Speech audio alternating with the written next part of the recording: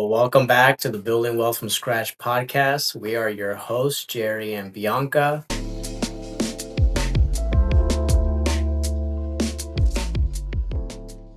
The following is for informational purposes only and is not financial advice. Please consult a professional before making any financial decisions. For your reference, our full disclaimer will be displayed at the end of the episode. And before we hit record, we were just talking about Bianca's schooling. So, how's that going, Bianca? Yeah, you asked me if I remember anything about taxes, and I said no. So I data dumped That's going very well. I data dumped everything from that past semester. You did take 5 classes. Yeah, and now I'm taking 2 classes right now. One is organizational behavior, and it's mostly of just how to be a good leader. And the biggest thing about being a good leader is that you need to know yourself best. You need to know what your strengths and what your weaknesses are so that you can serve like the best leader that you can. And I think that's very aligned to um, what you have told me actually, just from your lessons in the Marine Corps of how to be a good leader. Yeah, no, I think the Marine Corps was definitely a good experience for me because I had phenomenal leaders, but I also had some really bad ones. And you learn from both. And I think that helped me transition into the corporate side of the world because leadership in the corporate world is not the same type of leadership. And we were just talking about that actually the other day. How in the corporate world, just because you're good at your job and you've been in that position for a certain amount of time, they automatically expect you to be a leader, but they never give you any formal training to actually lead people. And yeah, I think that's what goes back to what we were just saying, or what you just mentioned, that in order to be a good leader, you have to be a good follower. And I remember a good first sergeant told me that when I first hit the fleet as a lance corporal. He would always gather all the new Marines in the command just to give us his philosophy, and it was amazing. And he told us that he's like, you got to be a good follower in order to be a good leader. And then he also told us, he's like, whether you stay in for 4 years or 30 years, you have to get out. So prepare to get out, but prepare to stay in as well. Mm. And and I think that's been my guiding light all these years.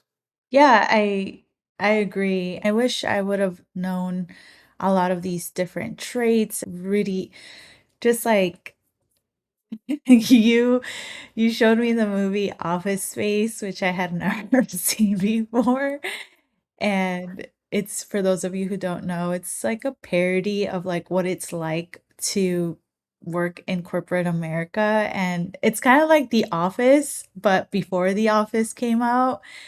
And I just think it's funny because the protagonist, like, the less he works, the more rewarded he gets, the more it's like it's really funny, and so it just, like, reminded me of some of the experiences that I've had, and I just wish there was a little bit more guidance, and as someone who's first generation, my parents don't understand that dynamic, and I'm really the first one to go through what it's like to work in corporate America.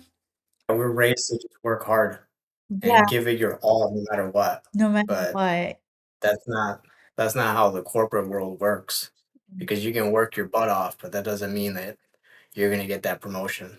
Right. Like, who's the loudest in speaking up and advocating for themselves about their achievements? And I think culturally for me, Mexicans is more like keep your head down and just keep working hard, and someone will eventually notice your talents. And so that's kind of the mindset that I went into my first couple of jobs. And then I realized that that wasn't the case. It's not just all about putting your head down and doing a good job at your day-to-day job. But I think now that I'm not working at a 9 to 5, well technically I am. It's just my Jerry's my boss and I'm his boss.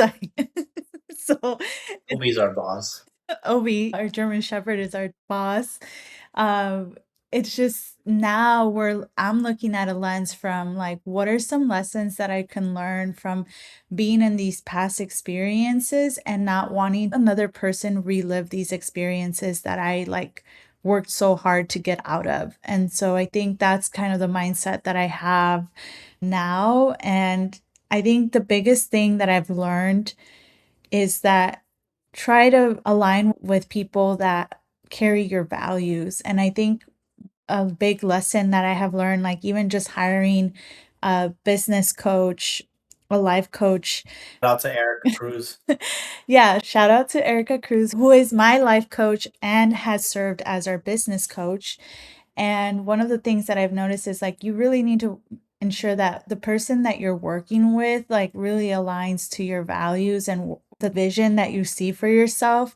Because like all in all, I think one of the things that I've noticed is that you can have the smartest person, like, working with you, but if you don't, like, really value each other and see a vision together, it's gonna be very hard, and I think that's why. We don't build a team like that. Yeah, That I think that's why leadership is a lot harder than people make it seem, mm, because you have to, one, learn how to follow, and then from there, you have to learn how to be selfless. And in today's age, that's very hard. And then on top of that, then now you got to figure out, how do I take care of these people the best of my ability? And in the corporate world, that comes in different forms, right? In the Marine Corps was just making sure that they're okay, making sure that they get the motivation, they get the butt kicking when they need it. But in corporate, it's a little bit different, right? But it's still in the same realm where, are they getting paid adequate? Are they getting recognized? Do they see themselves in the bigger picture? Or are they just coming because they need the paycheck?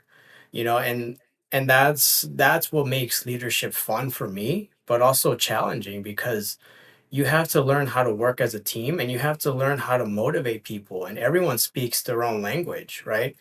And I'm not saying like English or Spanish, like, no. Everyone thinks that they know how to communicate properly, right? Just because you know how to talk. But humans communicate in so many different ways, whether it's our emotional behavior, it's our facial expressions, it's the words we use, it's how we say it, the tone of voice. There's so many factors that go into place, that when you're communicating with people, you have to figure out, what is the best way for me to communicate with this person so that they can truly understand me. And I think that's what makes leadership fun, but also very challenging. yeah, I agree. I mean, even, like, working together, I was very hesitant. You haven't killed me yet. What did you say? So you haven't killed me yet. No, not yet. Each other.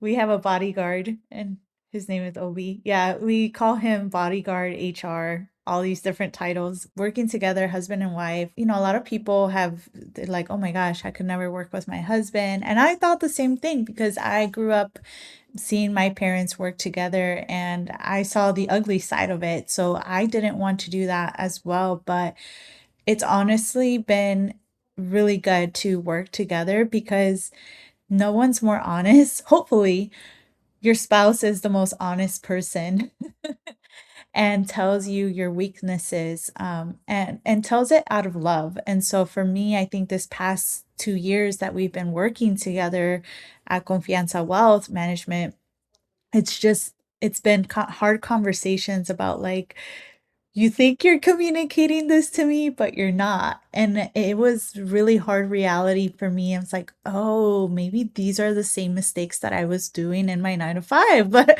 obviously the transparency wasn't as clear there that I could fix it. And so I think that's been the the best thing about sometimes you need to have those hard conversations to grow as a leader. And I think these past 2 years have been about really learning more about myself and what are some things that I can improve on. And yeah, we haven't killed each other because I think you like as much as we joke around about that, I think you have a way of like still, telling me what I need to work on without also like making me feel like crap about it. I think that's a good example of being a good communicator.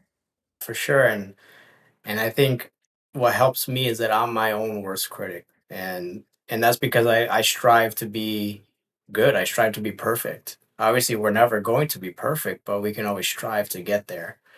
And I think because again, leadership is a big deal for me. I think that's why I take it very serious, and that's why since the beginning, since day one, I want to build a company where people want to work here, where people are more afraid of leaving because they're not going to find anything better than trying to leave because they know there's more out there. I really want it to be the shop where everyone wants to work. And it starts with people. Mm. Everyone always thinks it's the benefits, it's this, it's that. No, it's not. It's the people. It's are our values aligned? Are the goals that we have for the company the similar goals that you have for yourself? Have you ever had any goals for yourself? Establishing all that from the very beginning. I think that's what's going to allow us to hire the people that are a right fit, that want to be here, and that want to help us achieve our goals because they have similar visions for themselves. Yeah. And I think we see that in every lens with even our clients. Like we want to make sure we're offering the best services for our clients, we're being fair with integrity, doing our work because all of that translates within every area of the business. If the employees see that, these people care about their clients, they're gonna obviously feel like, oh, and they do care about us as well. And so I know we're jumping the gun because we don't have employees yet, but that's a big vision for Jerry and I to have a company that is, full of employees, full of advisors, full of tax professionals, and just staffing a big company that is rooted in, providing the best type of service and financial planning. I think this class was like not by accident, and I think it was really a class that I needed at this point and stage in my life because well, now I'm learning how I can be a leader for my company, not just a leader as an employee. I think I did learn that as I was working my 9 to 5, and there's definitely things that I can improve on, but now I'm looking at it at a lens like how do I not recreate the same environment that I worked so hard to leave? Exactly. And I think you said it perfectly. You have to learn from your mistakes. We're all going to make mistakes, but the key is to learn and to grow from it. The problem is when I see people just making the same mistakes over and over, or they don't care enough to change it. And that's not good. No growth is going to come from that. So I admire and I give you props for figuring that out and doing it because that's not easy. It's not easy to admit that you were wrong, especially at whatever stage in life you are. The sooner you start admitting that you're only human and that you are going to make mistakes, the easier things will get and the easier you're going to be able to adjust with life when life happens. And I was just thinking about this like past episode where we were talking about how we ended up in life insurance and then we ended up in day trading and then I ended up in the brokerage side of the investment services and then wealth management. And so I think for the longest time, I had a lot of resentment about, ending up in selling life insurance and how like that wasn't like I thought at that time what it was the best service for some of the people that we sold to. And I had like, just like guilt of like, damn, like an anger of like, that really wasn't the best. And people were telling me that's the best. And so I just feel at this point in time, I'm like, I am learning to embrace failure, and that's also thanks to my life coach, Erica Cruz, which I feel like she is a big advocate for failure. Like you need to fail in order to succeed. And I think we wouldn't be able to build the company that we have today had it not been for those early failures because I wouldn't know how to value it the same way. And I just that's why I have so much conviction and so much confidence that this is the best service out there because I went on this adventure of finding different pockets of the financial industry and all of that led me to here. And so I think because of that, I know for a fact that we provide the best services because of all those failures in the past that has helped me get to this point. So I think having that lens of learning to embrace like failing a lot more. And I know sometimes like I try to understand the other side of, what clients that are thinking about working with us of like it is scary to invest um money into something and you're like, what if it doesn't work out? Because I think about that all the time, like, "Oh my gosh, what if it doesn't work out?" And so, I think a big mindset shift for me has been like, "Okay, if it doesn't work out, I'll be closer to what is gonna work out." And so, I think that has helped me get to the point of where I am today and helped us get to the point of where we are in our company to know that, hey, we have confidence because we failed so much in the past that we have all this wisdom now. Part of the journey, I know, yeah. you know, because at the same time, we're probably not the youngest, but we're definitely up there when it comes to people that started their own RIA. Yeah. It's pretty rare. And then not only that, but the services that we provide and the people that we tailor our services to. Mhm. It's Yeah. very unique. So this is new territory. We don't know what roadblocks are going to come our way. So there's still a lot of adjustments that we're going to have to continue to make, and I'm all about it. That's what makes it fun. That's what makes it enjoyable because we're working together, we're figuring it out together, and we're going to adjust together. And that's what makes it fun. Yeah, definitely. I think that's, where I now see things like failure is a good thing. Like, we have to go through our failures to have success. And so it's not overnight and there's always a story to everything that you see when it comes to success. So that's also where I'm at. And at least as someone who like analyzes everything and is always overthinking, like, hey, is this the best way to go? Like, is this a good idea? Is this a good investment? Like, what's going to happen? Like, what if it doesn't work out? What if, It's That's just part of the journey because guess what? It might be the best thing for you right now. And then something might come up later on that you're going to have to change it to. So I think it's people just want to fixate on one thing. They just like, I just want this one car because this is the best car out there. Well, that doesn't exist. Mm, You're going to have to keep changing. It might be the best version car that you think is out there, but it might not be the best car in general. And that's the analogy I'm trying to use. It's the yeah. same thing here. So you're going to have to just adjust with time. Like, look at what's happening now, Mhm. with AI coming about, even the softwares that we use for our financial planning are changing. So it's just, things are going to change with time and we just have to adjust with it. It's always about adjusting and being okay with failure so that you can come out of it and understand what is it closer to what is it that you're looking for and aligning more and more to your values. Absolutely. No, that was a nice rabbit hole we went down. Yeah. So all that to say is that school is going great. So far, yeah, it's going well. That's Yeah. awesome. Yeah, No, that's the that's great. class that I'm learning right now, the organizational behavior, and I have an information systems, and we're learning about AI as well and all of that, and how that's gonna impact accounting and impact other areas of our lives as well. Um, I'm not enjoying that class as much.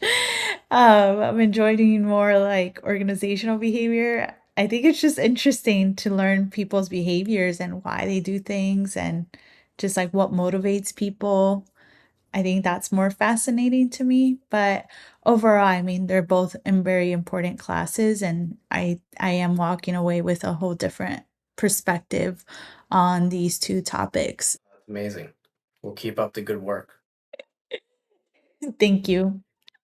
This one obviously we went off on a tangent on this one, talked about leadership, which I think is very important because at the same time, most people don't realize it, but that's one of the reasons why you hire a wealth advisor is for that leadership. It's for that guidance, that accountability that you need with your finances. So even though we were talking about leadership in that lens with our business, the reality is it's also within our clients. You know, they're looking for our guidance and our help to get them to the next level and the other side of the hill per se. So so leadership is very important and it's a people driven business that's why it's so important to learn how to communicate effectively with everyone that you interact with. Um, and that's something that I work on every day and I try to be better every day. And yeah, and I think we'll end it with that. I think our next topic will definitely be taxes since we are headed into mid March already, which leaves us with about a month left until the April 15th tax deadline. So, next episode is going to be everyone's favorite topic, taxes. Yeah. Yeah, definitely. That's really what it is. You're looking for that leader of who can provide you that guidance and take you to the next level. And looking forward to chatting next week about taxes. We'll see what we come up with because it's it's definitely one of those topics that I have a love-hate relationship with. So, yeah. So we'll look forward to that and we'll be back next week. Bye. All right, bye. Confianza Wealth Management is a registered investment advisor in the state of California. Advisory services are only offered to clients or prospective clients where Confianza Wealth Management and its representatives are properly registered or exempt from registration. This video is for informational purposes only and does not constitute individualized advice or a guarantee that you will achieve a desired result. You should consult with an appropriate tax and or financial advisor for advice specific to your situation. All expressions of opinion reflect the judgment of the host/interviewee on the date of the program and are subject to change. Presented is believed to be factual and up to date, but we do not guarantee its accuracy and it should not be regarded as a complete analysis of the subjects discussed. Discussion should not be construed as an offer to buy or sell or a solicitation of an offer to buy or sell the investments mentioned. A professional advisor should be consulted before implementing any of the strategies discussed. Investments involve varying degrees of risk, and there can be no assurance that any specific investment or strategy will be suitable or profitable for a client's portfolio. All investment strategies can result in profit or loss.